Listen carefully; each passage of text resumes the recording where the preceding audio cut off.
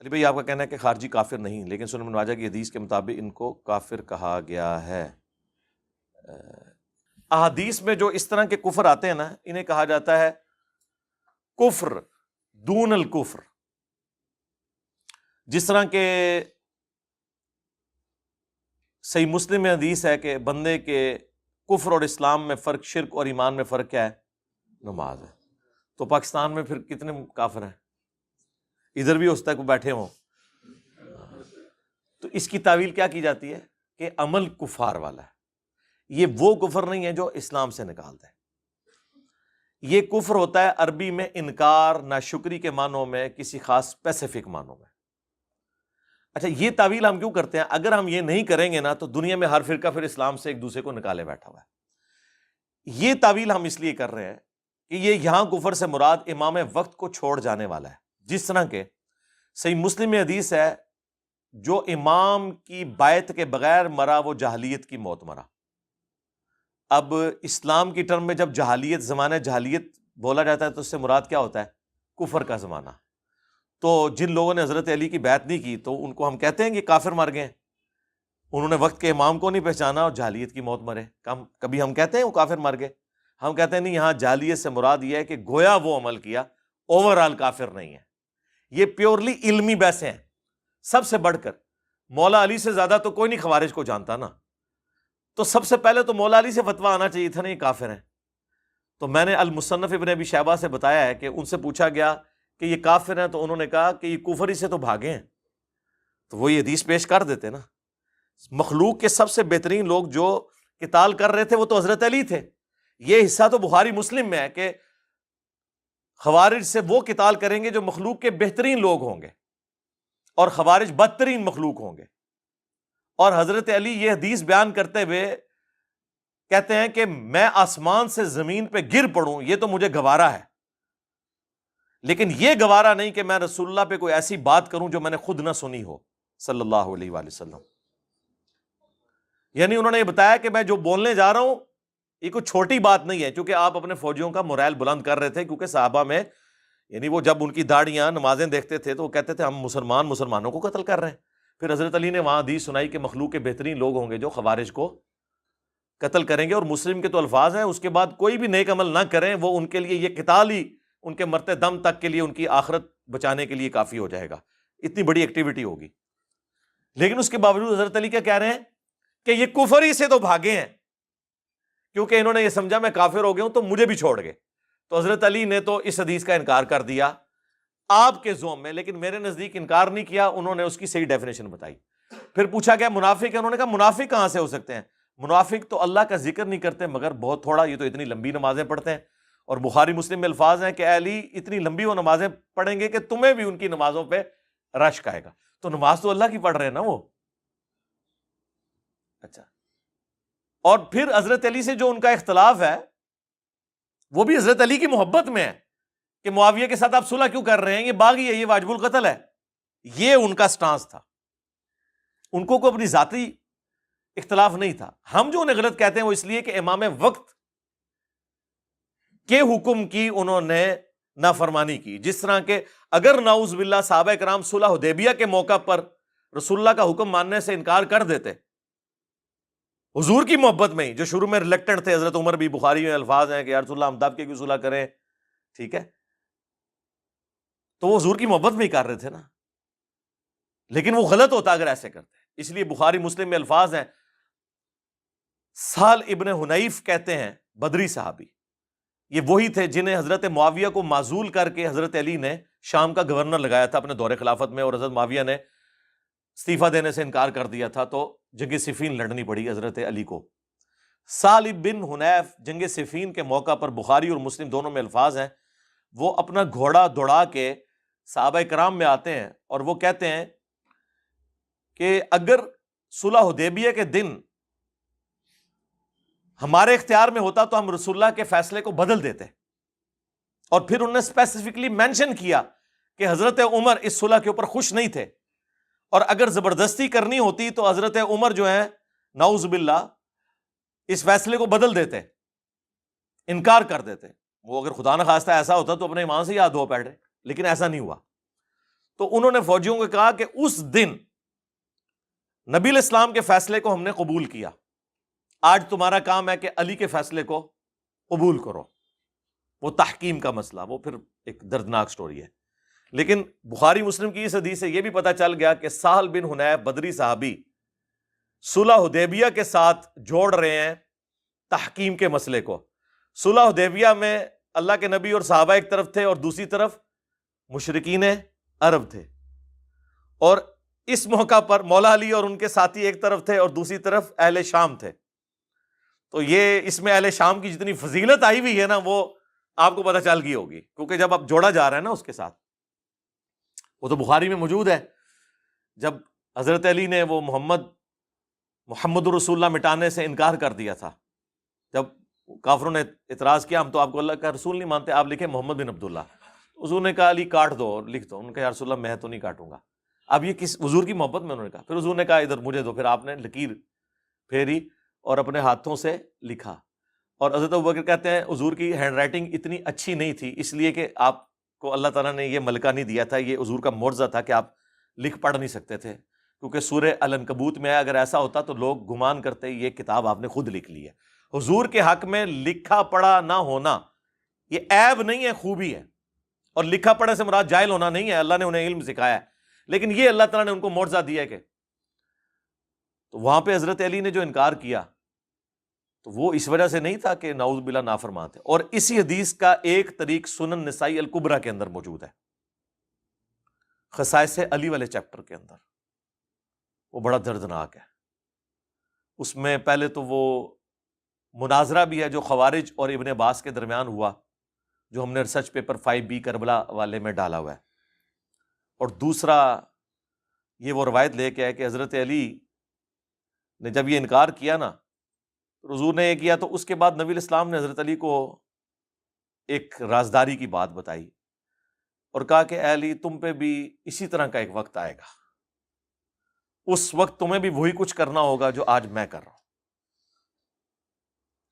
یعنی رسول اللہ نے اپنی جگہ علی کو رکھا اور مشرکین عرب کی جگہ حضرت علی کے مخالفین کو رکھا، تبھی ریزیمبلنس بنے گی نا۔ انہوں نے کیا کہا تھا کہ ہم محمد رسول اللہ نہیں مانتے، محمد بن عبداللہ لکھو۔ جب حضرت علی اور حضرت معاویہ کے درمیان جنگ بندی ہوئی، جو معاہدہ لکھا گیا اس میں لکھا تھا امیر المؤمنین خلیفۃ المسلمین علی ابن ابی طالب اور معاویہ ابن ابی سفیان کے درمیان۔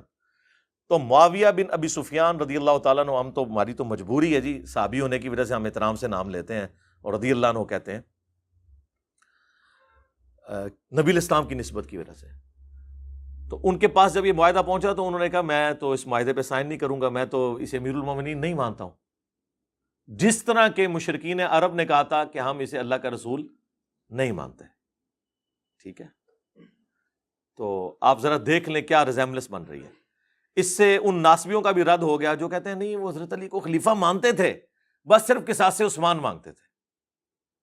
وہ اس سے بڑھ کے تو جامعہ ترمذی اور سنن ابی داؤد میں موجود ہے کہ بنو امیہ کے لوگ کہتے ہیں علی تو خلیفہ ہی نہیں ہے اور خلافت تو ہم میں ہے، جس پہ حضرت سفینہ نے کہا تھا یہ ان کی پیٹھ سے جھوٹ نکلا، ان کی بادشاہت روئے ارض کی بدترین بادشاہت ہے۔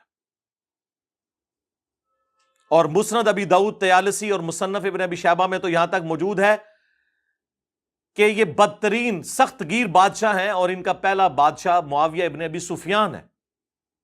اور راوی حدیث جب حضرت سفینہ سے پوچھتا ہے کہ پھر حضرت معاویہ کیا ہوئے اگر خلافت 30 سال تک ہے، جب حضرت سفینہ کہتے ہیں ابو بکر کے 2 سال، عمر کے 10 سال، عثمان کے 12، علی کے 6، اور حسن ابن علی کے 6 مہینے بھی اس میں شامل ہیں، 5.5 سال، اور یہ مل کے 6۔ ان کا معاویہ تو بادشاہ ہیں، اور مصنف ابن ابی شیبہ میں آیا کہ سخت گیر بادشاہ اور پہلا معاویہ ابن ابی سفیان ہے۔ یعنی حضرت سفینہ حضور کے آزاد کردہ غلام، وہ ان کو خلیفہ نہیں مانتے تھے بلکہ بادشاہ مانتے تھے۔ ہم خلیفہ بھی نہیں مانتے، یہ ذہن میں رکھیے گا، خلیفہ راشد چھوڑ دیں، خالی خلیفہ بھی نہیں مانتے، ملک مانتے ہیں۔ ہاں ان معنوں میں تو خلیفہ آپ بے شک عمران خان کو بھی کہہ لیں اور شہباز شریف کو بھی کہہ لیں حکمران کے طور پہ، یزید کو بھی کہہ لیں آپ کا دل کرے، لیکن اگر خلیفہ ان ٹرو سینس کے اندر ہے تو وہ خلفائے راشدین وہی ہیں۔ اب حضرت علی رضی اللہ تعالیٰ عنہ علیہ السلام کو حضور نے فرمایا کہ تمہیں بھی پھر وہی کرنا پڑے گا جو مجھے کرنا پڑا. تو وہ جب حضرت معاویہ نے وہ تحریر واپس کی نا تو حضرت علی رضی اللہ تعالیٰ عنہ نے کہا صدق رسول اللہ صلی اللہ علیہ وآلہ وسلم، رسول اللہ نے سچ کہا تھا. اور کہا کہ یہ مٹا دو، تم لکھو علی ابن ابی طالب اور معاویہ ابن ابی سفیان کے درمیان. ٹھیک ہے، اس میں حضرت علی کی جو تکلیف ہے اس کا تو آپ اندازہ کر سکتے ہیں، لیکن آپ اس چیز کا اندازہ کریں کہ مخالفین کے اوپر جو وعید فٹ ہوئی ہے کہ انہوں نے محمد رسول اللہ کا انکار کر کے محمد بن عبداللہ لکھوایا، حالانکہ وہ مشرک تھے. سمجھ میں آتا ہے، یہاں پہ کلمہ گو مسلمان تھے اہل شام، اور انہوں نے امیر المومنین خلیفۃ المسلمین علی ابن ابی طالب کٹوا کر کیا لکھوایا؟ علی ابن ابی طالب. تو ریزیمبلنس تو سیم ہے. تو دیکھ لیں کس کی نسبت کہاں جڑی ہوئی ہے. علی کے ماننے والے رسول اللہ کے ساتھ کھڑے ہیں اور علی کے مخالفین اس جگہ پر رسول اللہ نے انہیں کھڑا کیا. ہم نہیں کھڑا کرتے، وہ کہیں گے جی فتویٰ لگا دیا، جہاں پر نبی الاسلام کے مخالفین صلح حدیبیہ کے موقع پر کھڑے ہوئے تھے. خیر وہ یہ ایک دردناک چیز ہے تحکیم کے اوپر. یہ جو جنگ بندی ہوئی اور اس میں پھر وہ 2 بندے نامنیٹ ہوئے. ادھر سے ابن عباس نے جانا تھا مولا علی کی طرف سے، انہوں نے کہا ہم ابن عباس کو نہیں مانیں گے، یہ حضرت علی کا رشتہ دار ہے. صرف ابو موسیٰ اشعری کو یعنی دھکے سے ایسا بندہ چوز کیا جو اتنے اچھے طریقے سے ڈیبیٹ نہیں کر سکتا تھا. اور ادھر سے آئے جناب اتنی پرسنالٹی کہ ان کے نام کے اوپر آج تک عمرو و یار کی کہانیاں پڑھائی جاتی ہیں، یعنی ان کی نسبت کی وجہ سے. میں نے نہیں لکھی کہانیاں، میرے متھے نہ مار دینا. عمر ابن عاص رضی اللہ تعالیٰ عنہ، ہم تو نام احترام سے لیں گے، ظاہر ہے صحابی ہیں، صلح حدیبیہ کے بعد مسلمان ہوئے لیکن فتح مکہ سے پہلے مسلمان ہوئے ہیں، یہ بھی اور حضرت خالد بن ولید بھی. تو عمر بن عاص وہ جب طے پایا اور فیصلہ یہ طے پایا کہ جناب دونوں کو کہتے ہیں سائڈ پہ ہو جاؤ، تو تیسرا بندہ کوئی خلیفہ چن لیتے ہیں. اندازہ کریں یہ کون سا فیصلہ طے پایا جا رہا تھا کہ ایک بندہ حاکم. یہ اسی طریقے سے ہے کہ کسی کے گھر میں چور گھس جائیں اور آپ جا کے یہ فیصلہ کرنا شروع کر دیں کہ ٹھیک ہے لڑنے کی ضرورت نہیں، دونوں آدھا آدھا مال کر لو، یا مالک بھی دستبردار ہو جائے، چور بھی دستبردار ہو جائے اور کسی تیسرے بندے کے حوالے کر دیتے ہیں یہ مکان. بھائی مولا علی کو تو انہی صاحب نے خلیفہ چنا تھا جنہوں نے ابو بکر عمر عثمان کو چنا ہوا تھا، بلکہ وہ جو 6 رکنی کمیٹی جو صحیح بخاری میں آتا ہے اس میں حضرت عثمان کے بعد تو حضرت علی اب باقی تھے. ان سے زیادہ کون خلافت کا حقدار تھا بعد میں حضرت عثمان کی شہادت کے بعد؟ تو یہ کوئی فیصلہ تھا جی عبداللہ بن عمر کو بنا دیں؟ یہ بھی بیچ میں ایک رائے آئی. اسی وجہ سے وہ صحیح بخاری میں 4108 ہے نا جو حضرت معاویہ نے خطبہ دیا تھا عبداللہ بن عمر کی طرف کنایا کرتے ہوئے، کون تم میں سے خلافت کے لیے خواہش رکھتا ہے، سینگ اٹھائے، میں اس کے باپ سے زیادہ خلافت کا حقدار ہوں. حضرت عمر کی نعوذ باللہ توہین کر دی.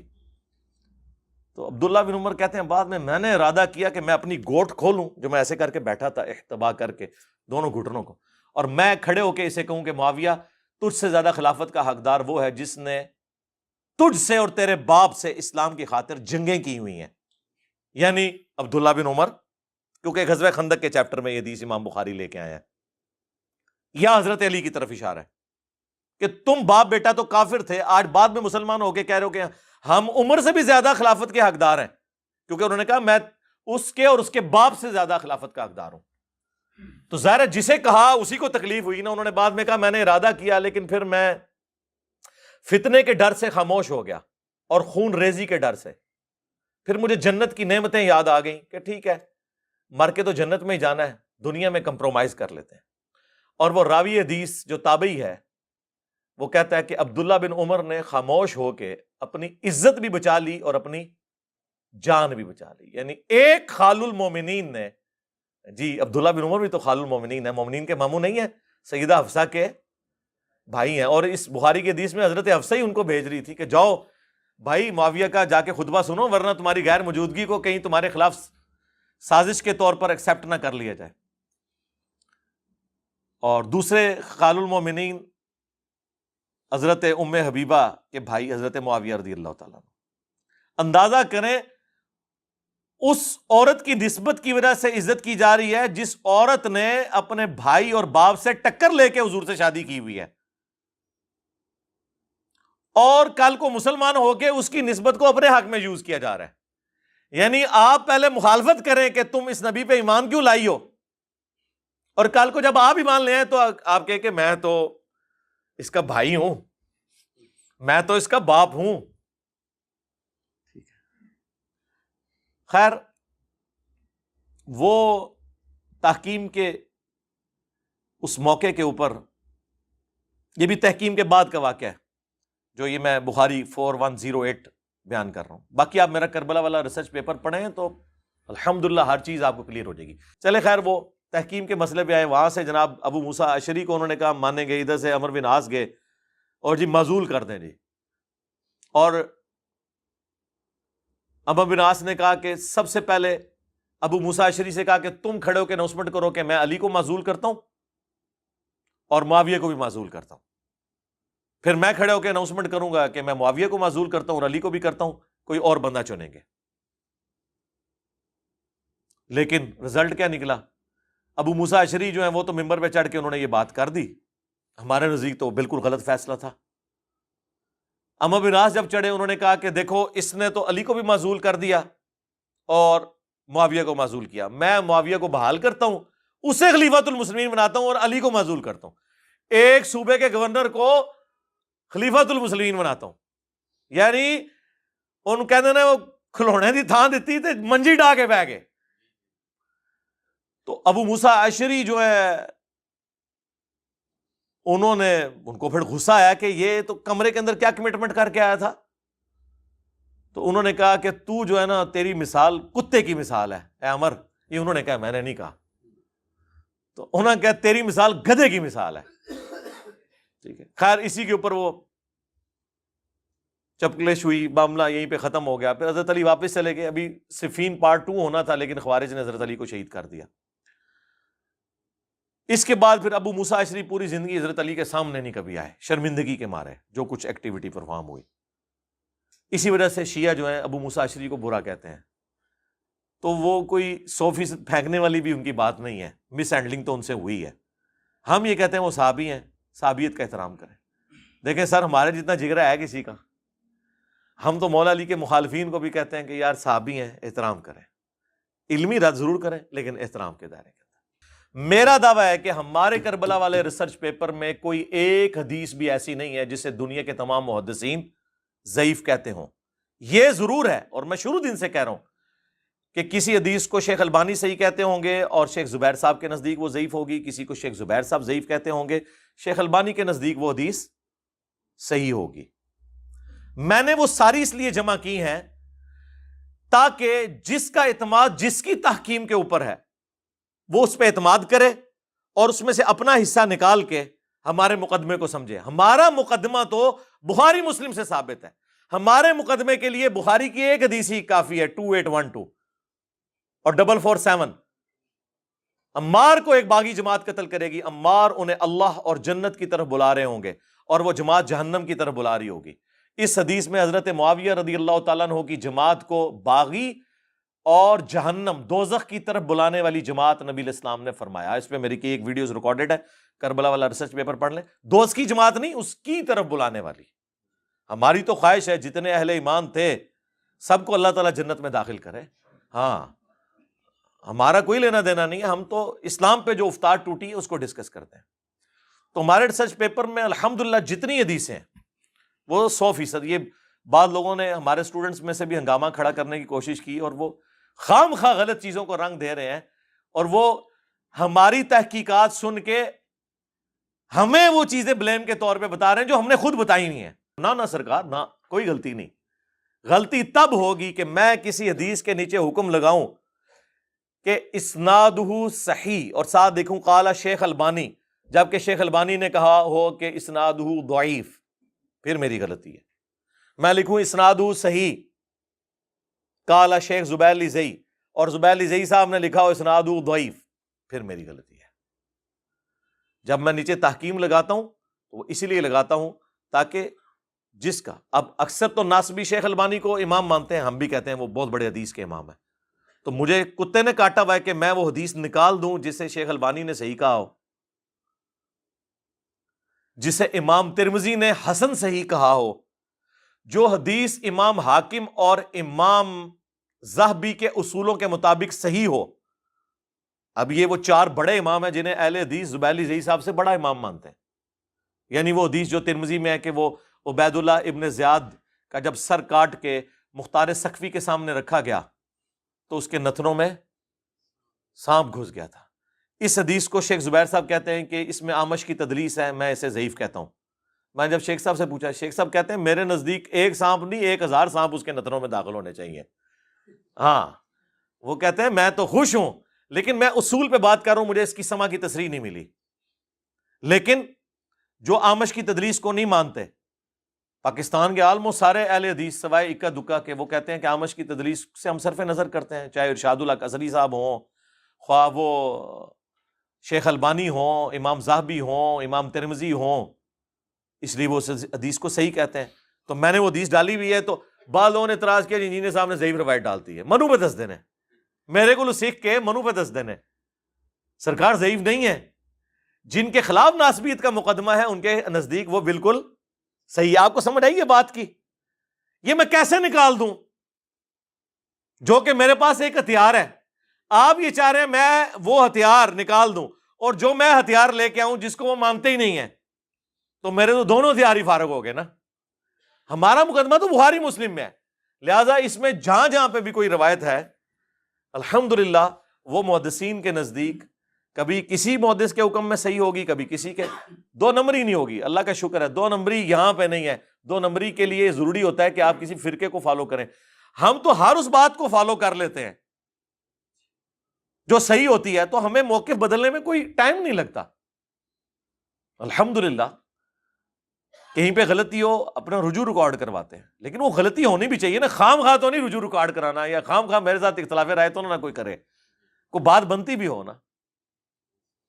آٹا گوندے ہلدی کیوں ہے؟ تو آٹا گوندے ہوئے ہلنا تو پڑے گا نا۔ وہ ایک ناسبی نے اعتراض کیا، جی وہ آپ نے ترمذی کی آدھی حدیث لکھی ہے، وہ حدیث پوری لکھی ہوئی ہے بھائی ترمذی کی، کہ پہلا شخص جو اسلام قبول کیا جس نے، زید ابن ارقم کہتے ہیں وہ علی ابن ابی طالب ہے، کہتے ہیں نہیں جی ابراہیم نخعی کا ساتھ قول تھا کہ وہ حضرت ابوبکر کہتے ہیں۔ بھائی ابراہیم نخعی کی روایت جو ہے وہ مرسل ہے، صحیح مسلم کے مقدمے میں ہے کہ تابعی کا قول کوئی شے نہیں ہے جب تک صحابی کو مینشن نہ کرے۔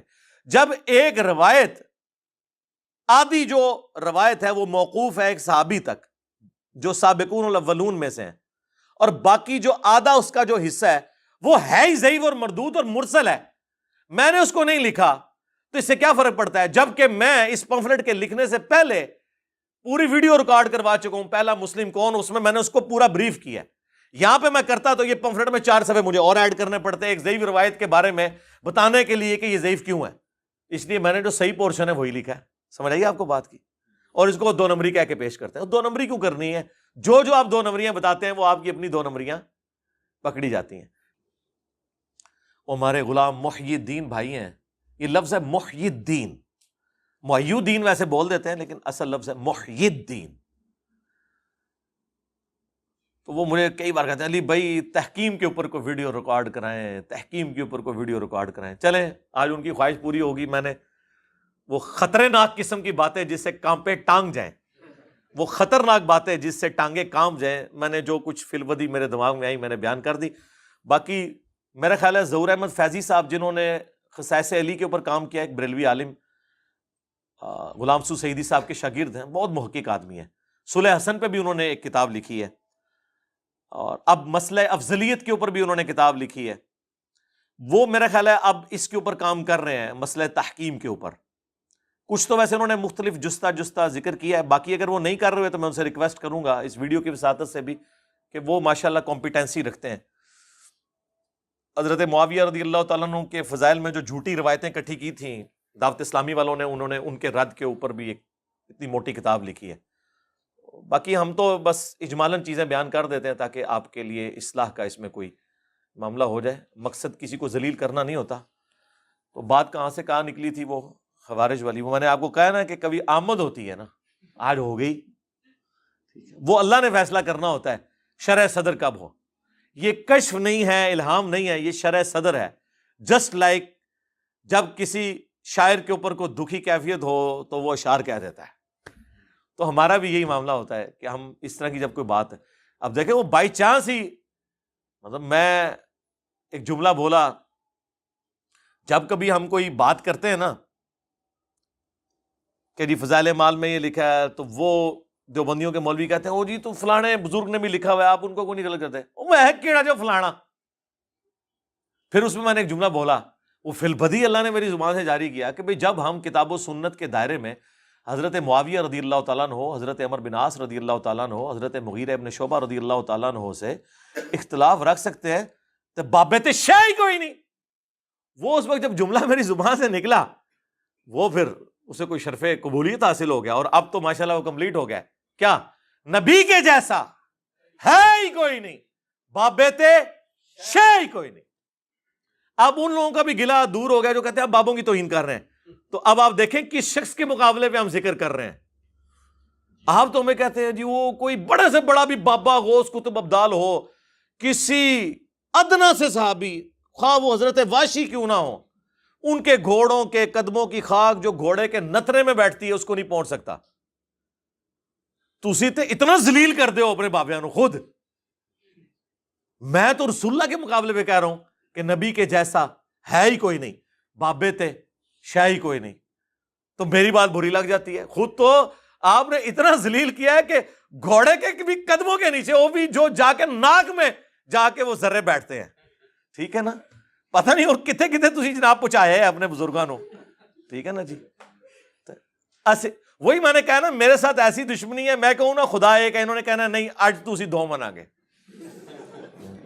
ابھی میرا ایک کلپ آ رہا ہے، انشاءاللہ فائنل ہو گیا وہ، اس کا عنوان ہے میرے خلاف کلپ بنانے کا ثواب. ہاں کتنا ثواب ہوتا ہے اگر علی بھائی کے خلاف کلپ بنایا جائے. اس کا اتنا ثواب ہوتا ہے جس طرح دنیا میں ہر بندے کی یہ خواہش ہے نا میں مرنے سے پہلے ایک مسجد بنواؤں گا، اس طرح دنیا کے ہر عالم کی خواہش ہے کہ مرنے سے پہلے میں نے انجینئر کا رد ضرور کرنا ہے ایک بار.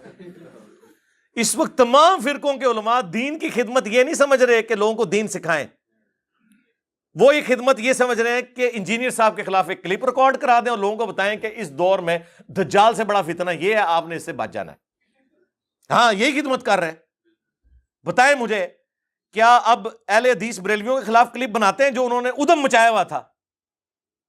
ان کے دیکھ لے پچھلے 3-4 سالوں میں سارے کلپ میرے بارے میں آ رہے ہیں، بریلویوں کے کلپ سارے میرے بارے میں آ رہے ہیں. ٹھیک ہے جی؟ دیوبند کے کلپ سارے میرے بارے میں آ رہے ہیں.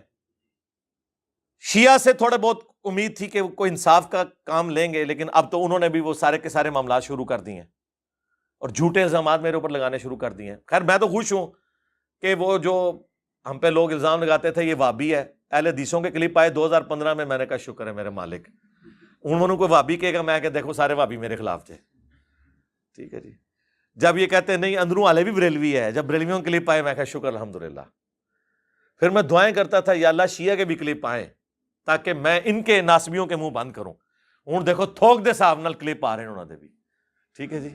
تو ہم ساروں کو کہیں گے شکریہ علماء دیوبند، علماء بریلویہ، علماء اہل حدیثیہ اور وہابیہ اور شیعہ کہ آپ لوگ یہ کلپ اور بنایا کریں تاکہ میں اپنی عوام کو سیٹسفائی کر سکوں گا. تکو یار یہ بھی گالا منو کٹ رہے ہیں، منو خدا دا نہ ہے، منو سرٹیفکیٹ دے دو کہ میرا تعلق کسی کے ساتھ نہیں ہے. ہم تو سمپل مسلم ہیں الحمدللہ.